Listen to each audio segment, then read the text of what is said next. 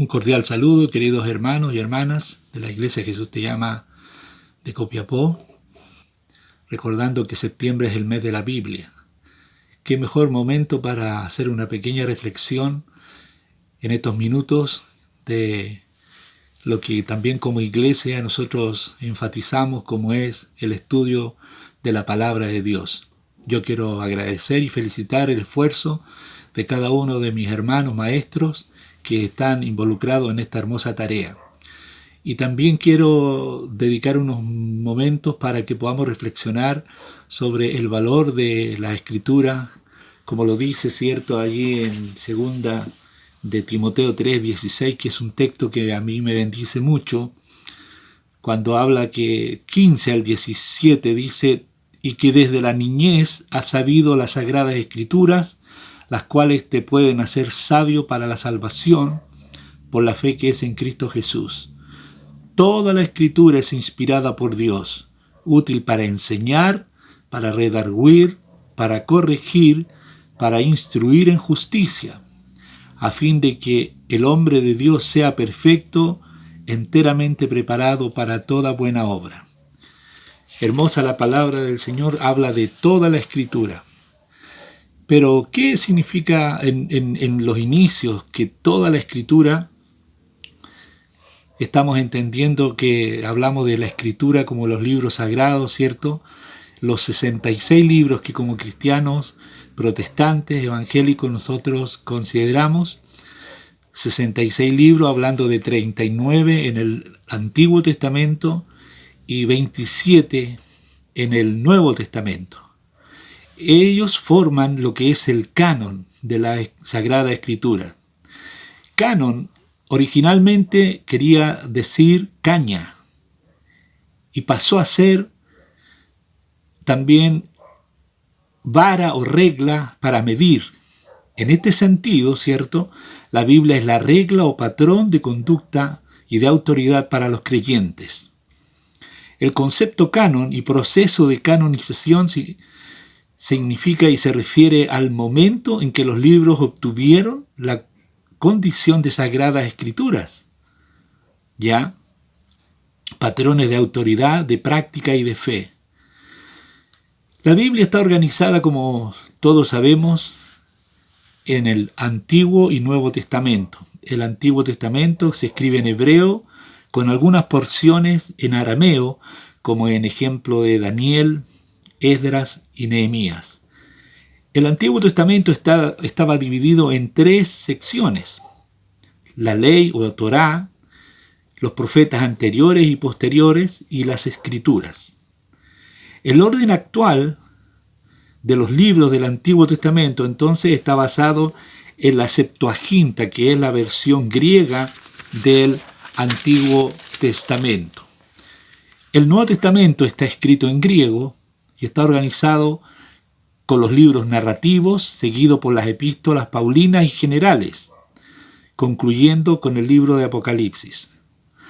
Cuando Dios decide revelarse a su pueblo y establecer una relación permanente con ellos, utiliza el principio del pacto, un concepto conocido en las culturas del cercano oriente, es decir, donde un soberano hacía un pacto con el pueblo, ¿cierto?, y ello establecía la creación de un documento, y en su historia se iba actualizando ese documento, ese pacto.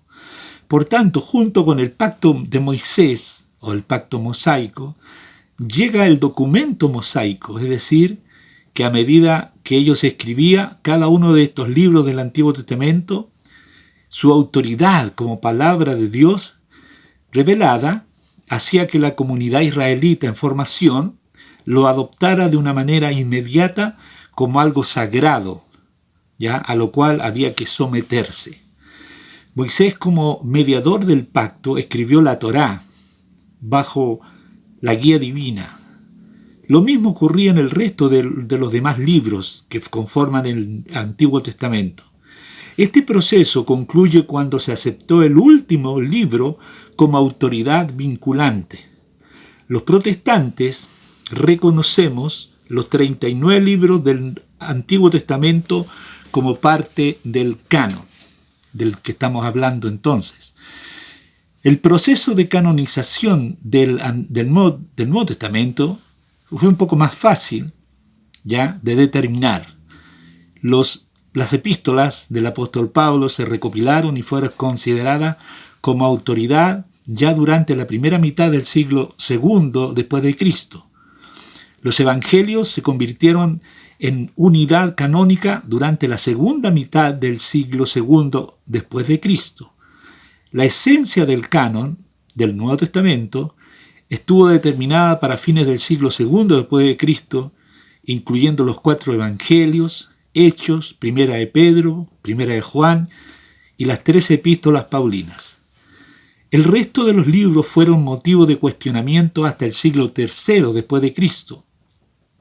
El obispo Atanasio menciona los 27 libros en su homilía en el año 367 después de Cristo, lo que hoy poseemos en el canon del Nuevo Testamento. La tarea de la iglesia primitiva no fue fácil en cuanto a la confirmación de la voluntad de Dios sobre el canon del Nuevo Testamento, pues veían un énfasis muy notorio de la influencia judía. Es decir, ustedes entenderán que la primera iglesia estaba conformada en su gran mayoría por judíos, por gente de raza judía. Para que un libro fuera considerado sagrado, una sagrada escritura o canónica, tenía que ser aceptado de manera amplia por las iglesias. Era muy importante esa relación. Por todas las iglesias debía ser considerada esa escritura. Otro aspecto para considerar un libro canónico es que los libros tenían que remontarse a la era apostólica y estar conectados con algún apóstol, ya como dice el caso de Marcos con el apóstol Pedro y Lucas con el apóstol Pablo. Ellos obtuvieron información de primera fuente de estos líderes, ya apóstoles de la iglesia primitiva. Para que un libro también fuera canónico, tenía que demostrar ser beneficioso para las iglesias que escuchaban su lectura. Nosotros hemos de entender que no todos tenían acceso a la escritura, a la Sagrada Escritura. Eran leídas en el templo por los escribas, por los doctores de la ley. También el valor de estos libros debían tener un valor y un énfasis cuando causaban un gran impacto en los oyentes, cuando aquellos que oían la escritura, sus vidas eran transformadas. Estos libros también tenían que ser considerados para la gente que los oía en medio de un gran índice de analfabetismo. Es decir, había un gran porcentaje de personas que no sabían leer ni escribir, ¿ya? Y el primer libro que ellos oían eran los libros canónicos, los libros del Nuevo Testamento.